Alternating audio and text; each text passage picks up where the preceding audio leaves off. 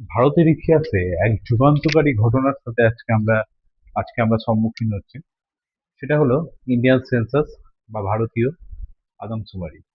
তো এক্ষেত্রে আমাদেরকে থার্ড সেমিস্টারের উপর ফোকাস করে যে সমস্ত তথ্যগুলো আমাদের জানা একান্ত প্রয়োজন, সেই তথ্যগুলোই আমি তুলে ধরার চেষ্টা করছি।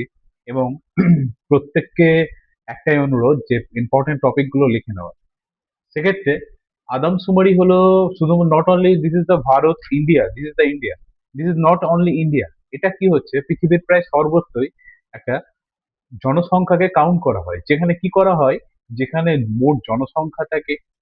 এছাড়াও আর কোন কোন বিষয়ের উপর ফোকাস করা হয়, নারী পুরুষ, এছাড়াও জন্মহার মৃত্যুহার, ধর্ম, ভাষা, কর্মী, কত সংখ্যক মানুষ হচ্ছে প্রাইমারি ইকোনমিক, কত সংখ্যক মানুষ সেকেন্ডারি, কত সংখ্যক মানুষ হচ্ছে টার্সিয়ারি। এগুলো প্রত্যেকটা বিষয় ধরে নিয়ে আমরা একটা কিছু বছর বাদে বাদে একটা তথ্য মানুষের সামনে ধরার চেষ্টা করি।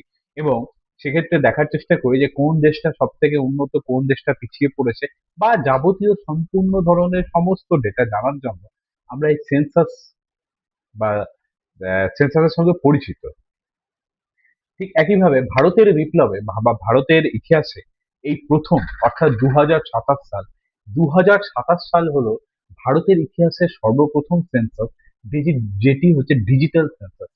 অর্থাৎ এটাকে আমরা আরেকটা ভাবে কিভাবে চিহ্নিত করি, সেলফ এনুমারেশন। সেক্ষেত্রে তোকে নিজের তথ্য নিজেকেই এন্ট্রি করতে হবে। এবং এর পেছনে বা ব্যাকগ্রাউন্ডে সেন্সাসের আমি প্রথম বলে দিই, ভারতের প্রথম সেন্সাস হয়েছিল 1871 সালে।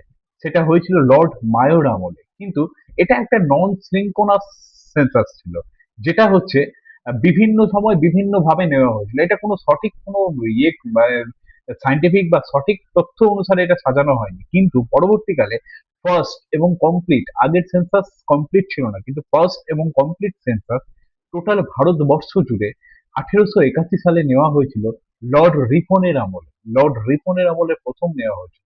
এবং এই সেন্সাসটি করা হয়, দুটো পদ্ধতিতে। একটাকে বলা হয় ডি ফ্যাক্টো এবং আরেকটাকে বলা হয় ডি জিও। এবং 2000, আমাদের লাস্ট সেন্সাস হয়েছে 2011 সালে। সেটা ছিল ভারতের 15তম আদমশুমারি বা 15তম সেন্সাস। এবার যেই বিষয়টা আমাদের সামনে তুলে ধরার বা যে বিষয়টা থেকে আমাদেরকে কোশ্চেন থাকবে, সে বিষয়টা হলো এই যে আমাদের যে 2011-র পরে 2021 সাল, অর্থাৎ ভারতের আদমশুমারিতে 10 বছর অন্তর অন্তর সেন্সাস হয়ে থাকে।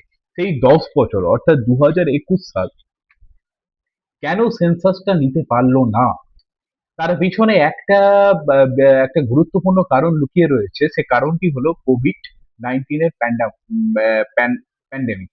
তো সেখানে মহামারীতে দেখা যাচ্ছিল যে এত পরিমাণে ভাইরাস ছড়িয়েছিল বা এত পরিমাণে মানুষের মৃত্যুর সম্মুখীন হতে হয়েছিল, যে জন্য সেখানে মানে ভারতের 16তম যে সেন্সাস, অর্থাৎ 2021 সাল, সেটা কিন্তু সমর্থ হতে পারলো না ভারত সরকার।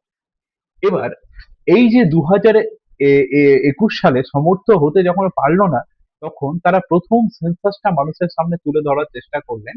সেটা হলো এই আমাদের প্রথম 2027 সালের সেন্সাস।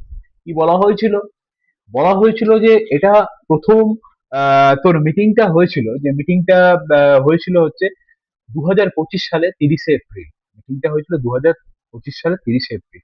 এবং এখানে বরাদ্দ করা হয়েছে, বা 2027 সালের যে সেন্সাসটা হচ্ছে, সেক্ষেত্রে আমাদের অর্থ বাজেটে বরাদ্দ হয়েছিল 11,718 কোটি টাকা। এতটা এক্সপেন্সিভ। কি কি করার জন্য, ট্রেনিং করার জন্য এক্সপেন্স করা হতে পারে, প্রিটেস্ট হতে পারে একটা, একটা হচ্ছে বিভিন্ন ডেটাকে তুই যখন তথ্য সংগ্রহ করবি এবং তথ্যগুলোকে নিবি, সেই তথ্যগুলোকে কাল্টিভেট করতে হতে পারে। এক্ষেত্রে সরকার 11,718 কোটি টাকা ইনভেস্ট করবে এই 2027 সালে। এবং 2027 সালের সেন্সাস ভারতের প্রথম ডিজিটাল সেন্সাসের তকমা পেতে চলেছে বা পেয়ে গেছে অলরেডি। সেক্ষেত্রে আমাদের সেন্সাস তো একদম শুরু হয়ে গেছে, আমরা তো একদম সেন্সাসের মুখে আছি। এই সেন্সাসটা প্রথম বা এই সেন্সাসটা যে হবে, সেক্ষেত্রে আমাদেরকে এই এলো প্রসেসে হাউস হোল্ডিং বা হাউসিং সেন্সাস, বা প্রত্যেক বাড়ি বাড়ি দেখবি যেতে পারে, তুই নিজেও করতে পারিস।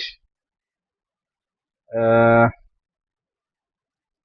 1 অক্টোবর 2026 থেকে কিন্তু শুরু হয়ে গেল সেন্সাস। এবার বিভিন্ন অঞ্চলে বিভিন্ন ভাবে সেন্সাস করবে, কন্ডাক্ট করবে। সেক্ষেত্রে বিভিন্ন মানুষ যাবে, তোদেরকে বিভিন্ন হাউস হোল্ড ডেটা থাকবে, সেই ডেটাগুলোকে ফিল করতে হবে। ডেটার মধ্যে তেমন কোনো থার্ড সেমিস্টারে কোশ্চেন থাকবে না। তাহলে আমাদের থার্ড সেমিস্টার রিলেটেড যে কোশ্চেন গুলোর সম্মুখীন আমাদেরকে হতে হবে, সেইগুলো তোদেরকে আমি বলে দিলাম। ইন্ডিয়ান সেন্সাস থেকে কিন্তু কোশ্চেন থাকবে। এবং এই আদমশুমারি, এই টার্মটার একটা অ্যারাবিয়ান টার্ম, আদম থেকে এসছে আদমশুমারি। তাহলে আজকের ক্লাস এতটুকু।